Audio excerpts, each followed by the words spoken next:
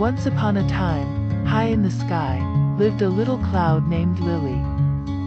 She was small, fluffy, and bright, but unlike the other clouds, Lily didn't know where she belonged.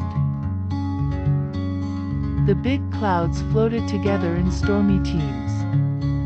The thin clouds danced high with the wind. The dark clouds made rain to help the flowers. But Lily? She was just floating. "I'm not big enough to make rain," she sighed. "I'm too low to dance with the wind. What am I even for?" Lily tried everything. She puffed herself up, too puffy. She raced the wind, too dizzy. She even followed a rainbow, hoping it would lead her to a purpose. But it faded before she could ask. One evening, the sun began to set. The sky turned golden and pink. As the light touched Lily, something magical happened. She glowed. Her soft fluff shimmered in colors of peach and rose. Down below, a little boy looked up and smiled. "Look, Mommy. That cloud is beautiful." Lily blushed, if clouds can blush. For the first time, she felt noticed. That night, more people looked up. They took photos, pointed, and smiled. "What a lovely sunset," they whispered. "That cloud makes the sky look like a painting." Lily finally understood. She didn't have to be big, or fast, or rainy. She just had to be herself. The coziest sleepy story ever, a gentle tale of courage and light. Luna the little lark. High above a green valley, a little lark named Luna lived in a cozy nest at the top of an old oak tree. Luna wasn't the loudest bird or the fanciest flyer, but she had the sweetest, gentlest voice in the forest. Every morning, the birds sang to welcome the sun, but Luna was always a little too shy to join. "What if I sing the wrong note?" she wondered. So she hummed quietly to herself while listening to the others, allowing their melodies to swirl around her. One day, as Luna perched on a branch, a thick fog rolled over the valley. The sun didn't rise, and the forest stayed cold and gray. The vibrant colors of the flowers faded to a dull shade, and the cheerful chirping of the other birds vanished into the mist. Without the morning songs, the flowers stayed closed, and the forest animals felt gloomy. Rabbits huddled in their burrows, butterflies remained nestled in their cocoons, and deer stood silently among the trees, their spirits dampened. Luna sat in her nest, heart fluttering. She wanted to help, but what could one small, quiet lark do? As she looked around at the desolate scene, a soft determination filled her chest. "Perhaps," she thought, "there is something I can do." Then she took a deep breath, closed her eyes, and began to sing. At first, her song was soft and a little wobbly, like a tentative breeze. It lingered gently in the air, touching the leaves with its tentative warmth. But slowly, her voice grew steadier, like a strengthening wind, carrying her melody far and wide. The melody danced through the trees, weaving between branches and curling around the trunks.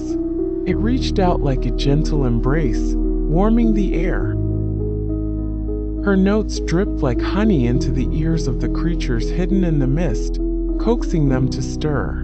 One by one, other birds began to join in, adding their harmonies to Luna's tune, a gentle chorus of trills and chirps that swirled together.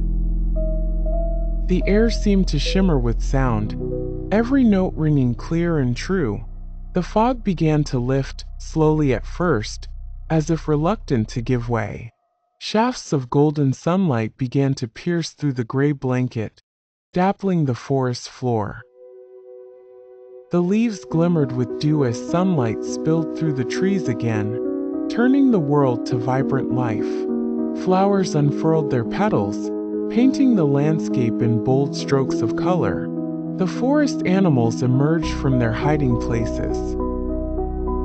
With Luna's song at its heart, the forest came back to life in a way it never had before. Squirrels chattered excitedly in the trees. Rain was rare in the sunny kingdom of Solaria, and lately it hadn't fallen for many weeks. The river shrank into puddles, the flowers wilted, and even the clouds seemed too tired to gather. But in the heart of the palace lived a joyful soul, Princess Lila. Lila was not like most royals.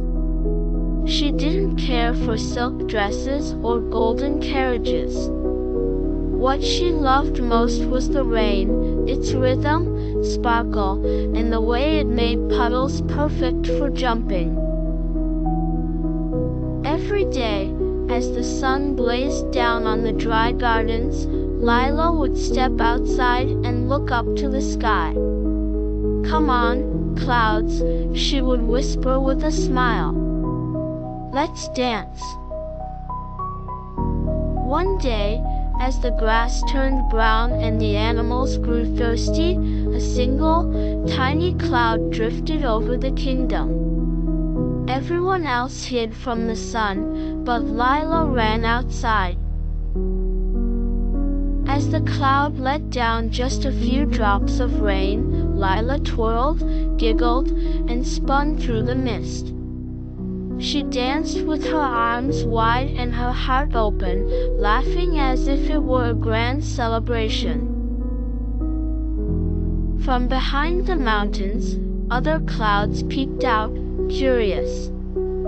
"What is that?" they whispered. "It's joy," said the little cloud. "Real joy." Touched by Lila's happiness, the clouds gathered together. Slowly, they floated in, heavy with rain and filled with wonder. And then, splash, the skies opened. Rain poured down, not in a storm, but in a gentle, musical shower. The kingdom gasped. Farmers cheered, flowers lifted their heads, and the dry earth drank deeply. And Princess Lila? She danced and danced until the puddles reflected the rainbow. From that day on, High in the sapphire spire, a tall tower wrapped in vines of moonflowers, lived Princess Nova every night. She would climb to the top and sit beneath a dome of crystal glass to speak to the stars. "Tonight, I dream of flying," she would whisper, or dancing on clouds, or finding a place where forgotten dreams still live. Most nights, the stars twinkled in quiet reply. But one evening, one star blinked brighter than the rest and whispered back, "Follow the shimmer beyond the windy peak." Heart thumping, Princess Nova took her lantern, wrapped in her starlight cloak, and followed the shimmer. Past sleepy woods and moonlit streams, she found a hidden gate covered in ivy. Behind it was a secret garden glowing with soft golden light. Inside, dreams bloomed like flowers, some bright and blooming, others pale and wilting. They were dreams forgotten by children who had grown too busy, too sad, or too afraid. Nova knelt beside a fading flower shaped like a tiny unicorn. She touched it gently and whispered, "I believe in you." The flower glowed, then bloomed again. From that moment on, Nova made it her mission to care for the garden. Each night, she collected forgotten dreams from sleeping minds and planted them like seeds. With love and care, the dreams bloomed again, dancing on moonbeams. Soon, she became known as the Dream Keeper. Stars twinkled with pride, and children began to remember their dreams again. And so, Princess Nova watched over the garden, guarding every sparkle of hope with all her heart. And what did Nova learn? Dreams are never truly lost, they just need someone to believe in them.